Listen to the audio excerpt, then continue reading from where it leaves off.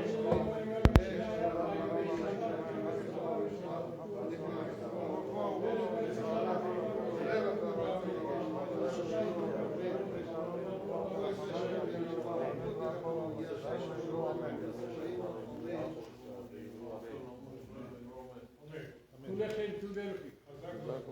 evening, Rabbi. I want to talk tonight about something very important, and a lot of people don't know about these things, but there is masorah, there's tradition about these things. And so the truth is, that the Chazal tell us, the Mekubalim, something very interesting. They say that when a person prays, he does tefillot, or he does learning Torah, he learns Torah, so he creates all kinds of spiritual entities.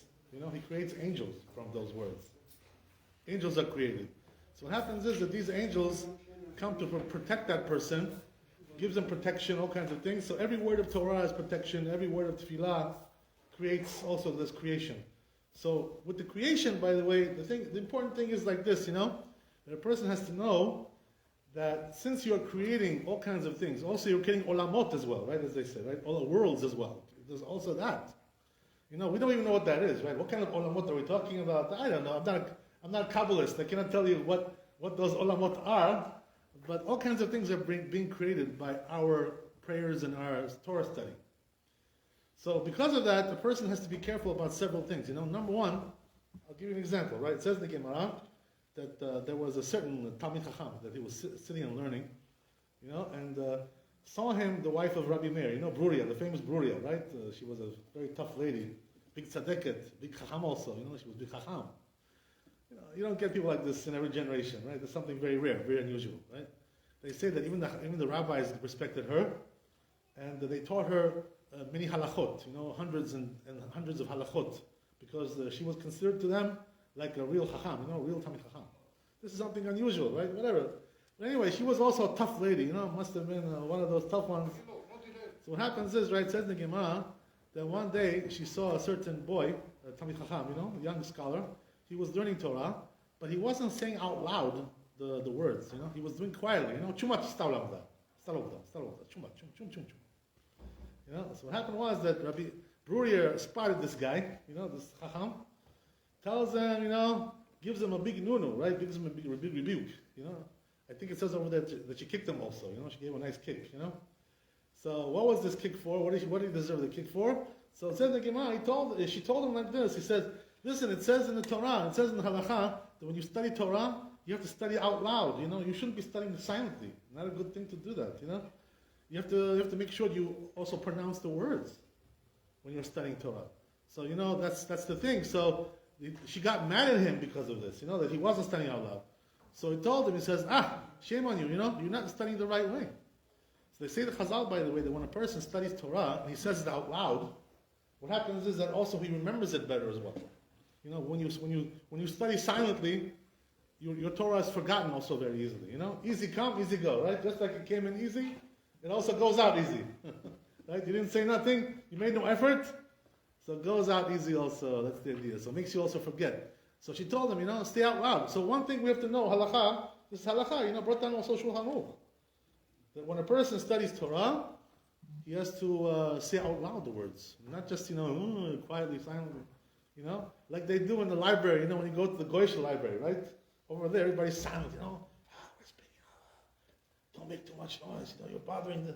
For us, it's not like that, right? For us, when you go to Bet Midrash, when you go to Yeshiva, people are saying out loud over there everything, out loud. They're yelling and screaming sometimes even, right? You go to Yeshiva, One is yelling at the other one like this, right? Yelling and screaming, and you think they're having some kind of fight, they're going to beat up each other now, right? No, it's not like they're not fighting. They're arguing, but they're arguing in a very passionate way, So a person has to say the Torah out loud when he reads the Torah. This is important. It's halakha. So what about when it comes to tefillot, by the way, right? What's the halakha with tefillot? So the truth is, that when it comes to the Amidah, which is considered to be a silent prayer, right? The Shemona Esrei, over there, a person has to say quietly the Amidah, but not silently. What does that mean? He has to pronounce the words also, So don't just stand, when you do the Amidah, and, just move your lips, but we can't, there's nothing coming out. You're just moving your lips. That's not good. Something has to also come out of your lips as well. It shouldn't be very loud because you're going to bother other people. When you're doing Amidah, you have to be quiet. But at the same time, also, you have to say something as well. Not just, stand there looking at the paper, like counting sheep. That's not the way it's supposed to be. You know what I mean?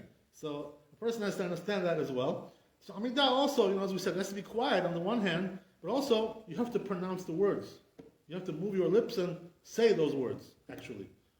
Because as we said, right, all these things are being effectuated by what you're saying. This is what's creating the malachim, this is what's creating the olamot, all these things, So if you don't say, nothing is getting done. You know what I mean? That's the whole thing, right? So the person has to understand that as well. More to go to the detail, if you think Torah, you created the neshama of the malach without the body because you don't say. Oh, that's nice. I like that. Okay, good. Tanya says Yeah. Same thing. Yeah, same idea.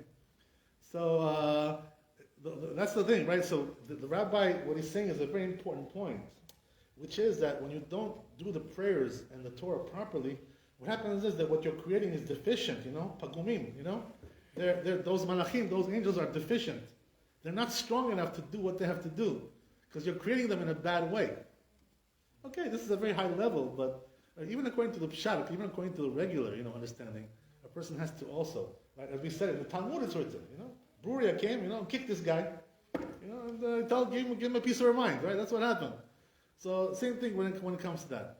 So a person has to learn, right? That's the way he has to do it. When it comes to other prayers, by the way, he has to say sometimes even a little bit louder, depending on where you're holding, right? Psuke de Zimra, it's not supposed to be silent, right? Psuke de Zimra, it's supposed to say a little bit out loud. And also Kriyat Shema as well, right? Kriyat Shema should not be a silent, it's not a silent prayer.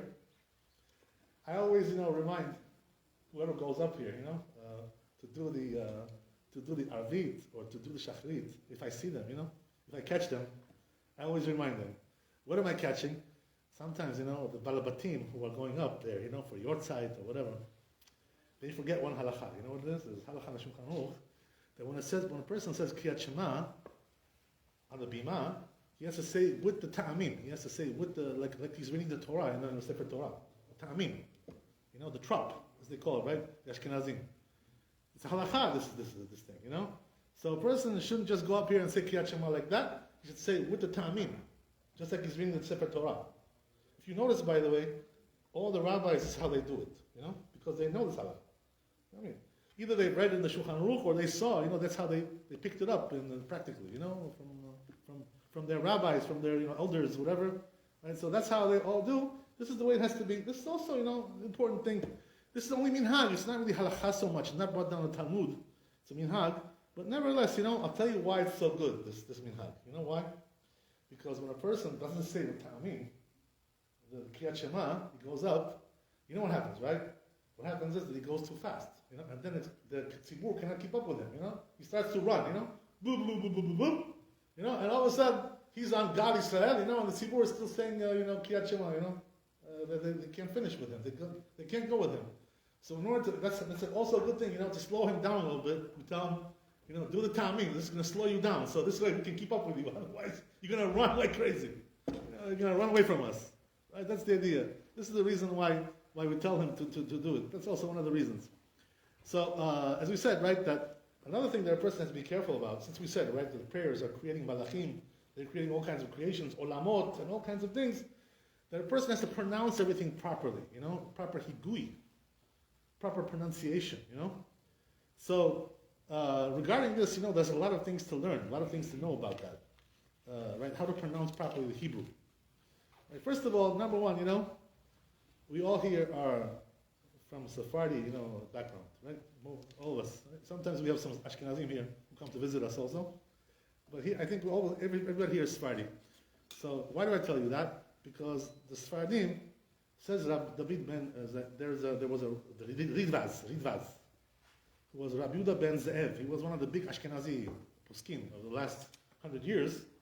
He went to Eretz Israel also. He went up there. The Ridvaz. His book is called Beta Ridvaz, not the Redvaz. Redvaz is somebody else. It's a different guy. Redvaz was way before. He was 500 years ago, 600 years ago. The Redvaz. We're talking about the Ridvaz, right? Different guy. So anyway, he writes in one of the Chuvot in his book Beta Ridvaz. Who asked him this question, by the way? The question was asked by one of the big Sephardi Chachamim, who was in Eretz Israel at that time. He was a Syrian rabbi. He himself was a big gadol in Torah also. This guy. He was, his name was, his family name was, it skips my mind. He was a Levi. He was a Levi. And if I remember the name, I will tell you. But anyway, the point is, right, that he asked this rabbi, the Ashkenazi rabbi, why is he asking him? He knows himself the Torah, so why is he asking this rabbi? Because he wants him to say, it's better for Ashkenazi to say this than for Sephardi to say. This is the thing, right? Now I just remembered, right? His name was Yedid. His name, right? The last name, family name was Yedid, Rabbi Yedid.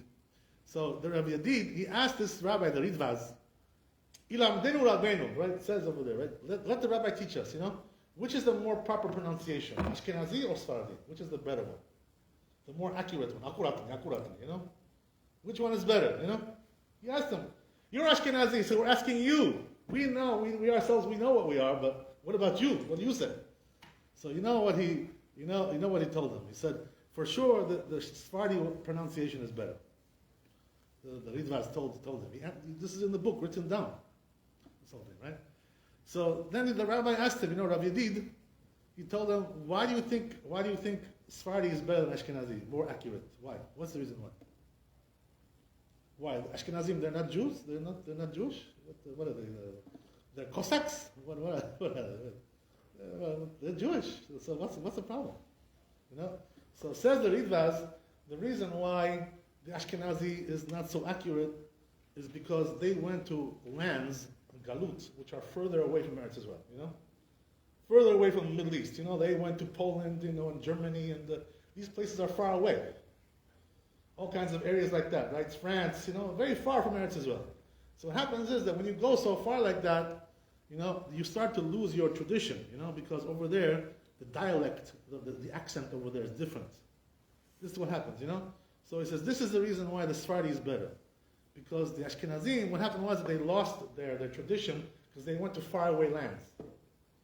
This is the reason why they lost it. They don't have the tradition. The truth is, that when it comes to the real tradition, there's only one, because we had Beit Sheni, we had the second temple. Over there was all the Chachamim over there in the second temple, all the sages, the Sanhedrin and everything, So they knew exactly what has to be done, 100%, right? They knew everything. So once the Beit Sheni got destroyed, after the second temple was destroyed by the Romans, what happened was the Jews got scattered all over the world. Here, there, everywhere, right? So what happened was that the ones that went far away lost their masoret for higui, for pronunciation. So therefore, what I tell you is like this, right? That when it comes to them, the Ashkenazim, they have their own customs, about pronouncing things. So they're not going to change, until Eliyahu Navi comes and tells them, that what's right and what's wrong. They're not going to change because they have a masoret. That's their tradition. And in a sense that they're right about that because, listen, this is what I got from my fathers, my forefathers, Mama Papa. That's how I inherited. What do you want me to do? What am I, a prophet? I'm going to tell you now, right? I don't know. This is the way my father did it. This is the way my grandfather did it. That's the way I do it. So for them, that's fine. They have masoret. They have tradition. But for the Sephardim, the ones who grew up in the Sephardi families, this is not good to pronounce like them. Why is that? Because it's not our masoret. It's not our tradition. So therefore, we should stick with our tradition. Anyway, it's more accurate anyway. So why switch, and go to something which is less accurate? This is not a good thing, So what happens is like this. Also with me, I'll tell you, and also all the rabbis, or Rabbi Aaron, or, all the chachamim that we have. Many of us learned in Ashkenazi yeshivot. That's what happened, right? I also was Ashkenazi yeshivot. So what happens over there is that you start to do like them, you start to hear them, and you want to be like them, you want to be like everybody else. So you start to pronounce like them. But this can be a problem, because you're losing your masorah, you're losing your tradition. So therefore, a person should be careful, Maran, Rabbi used to tell us all the time, be careful not to lose your pronunciation, the Sephardi pronunciation, because this is the more accurate one, So don't now start switching, and doing like, some other pronunciation. This is not the way to do, right? So just to give you a little taste, let's go through a little bit of some of the letters. I'm not sure if we have time for everything, but just give you a little example of what we're talking about, right? It's something interesting, right? When it comes to the letter bet, right? So the bet, Everybody knows what's bet. Boo, boo, boo. It's a boo sound. Boo. But what about when it's a rafui, right? No dagesh. So then it's a v, right? It's like a vav sound. V. But the truth is, there are many Sephardi communities, some of them, some Sephardi communities, that they don't say the bet rafui, soft, v. They say b. So they say Abraham, not Avraham. Did you know that? I think the Georgians also had some custom like this, Abraham. Am I right? Yeah. So there are, also the Syrians have this custom as well. The Syrians, They don't say Abraham, they say Abraham. So there is a custom like this amongst some Sephardi communities, So the truth is that which one is right, which one is wrong, I cannot tell you for sure 100%. I think also, somebody told me, a friend of mine, told me that Gaon Medina also held, who was Ashkenazi by the way, but he held also that the Abraham is more correct. He also held this way. Don't ask me how he knew that, but he must have sources for that, whatever it is. But anyway, right, each one has his custom, each one has masoret. So go like the custom that you have, because we're not really 100% sure which one is the better one, when it comes to this issue. We cannot be 100% sure, but each one according to his minhag. But the truth is, if you go to Yerushalayim, you go to Eretz Israel over there, most people over there say Abraham, they don't say Abraham. So if you live in Eretz Israel, you became Israeli, you can do like what they do over there, even though you're from your old country, they did something else, because now you moved over there, so now you take the customs of Eretz Israel. That's the way it is, So a person can do that, no problem. Okay, so what about the letter Gimel, right? Gimel. So everybody knows, right, what's Gimel. It's a good sound, like a G, G sound, right? So what about, but if it's rafui, no dagesh, how is it then? It's not the same, right? No dagesh. Shignit. How do you say it like that, Gimel? So the truth is, there's two different customs, right?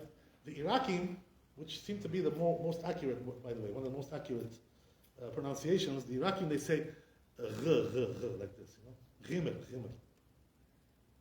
Without dagesh. That's what they say, And the Temanim, they say Jew, John, Johnny. That's how they say, right?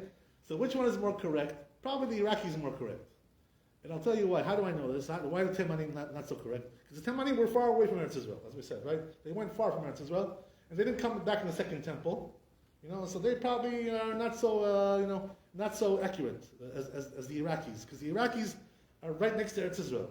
Right next door. So the Iraqi accent is very close to the Eretz Israel accent. By the way, the Ibn Ezra says regarding that, he says that if you want to know how to pronounce properly the Hebrew language, so he says, which language should you look at to compare? You know which one? Anybody know? Wait, language I'm talking, not nationality. Which language is most closer to Hebrew when it comes to pronunciation? Georgia. You know what Ibn Ezra says? He says Arabic is the closest, right? Arabuli. Yeah. He's right, 100%. Because there are brothers, we're cousins, They were very close to us, always. So their pronunciation is the most accurate one out of all of them. It's very true, by the way, you should know. 100%. If you really look into it, how they pronounce, until this day, they do everything the same way as they used to do 2,000 years ago. They haven't changed nothing. They're very traditional people, So yeah, they like to kill Jews, but besides that, right, they keep their traditions. What can we do, right? Hashem yirachem. Hashem should help us. Okay, so anyway, right, as we said, the gimel we got, right, the soft gimel. What about the dalid? Right? What about the dalid? How does the dalid? Right? So we know the dalid is like a D sound, right? D, right? What about if it's rafui, no dagesh? How is it said without the dagesh? It's always not the same, by the way. Rafui, not rafui, right? Dagesh, bali dagesh. It's not the same. So how do you say dalid without dagesh, rafui? It's like a the sound, like a echad. It's softer, So the proper way to say echad is like not echadu, like some Ashkenazim they say, echadu. No, not like that. That's too hard. So how do you say echad? Softer. That's the way it's supposed to be done, right? Because Dalet has also a matzab like that. Okay, I guess we'll continue some other time, Hashem. I don't want to keep you here too long. I could keep you here all night with this, but Right? I'm sure you want to eat dinner or whatever. You have all kinds of things to do. So, we'll continue some other time. רבי חנינא וכשאומר אצל הקדוש ברוך הוא לזכות ישראל, רבי חנינא ברוך הוא שלום מחפש למען צדקו יגדיל תורה וידיר.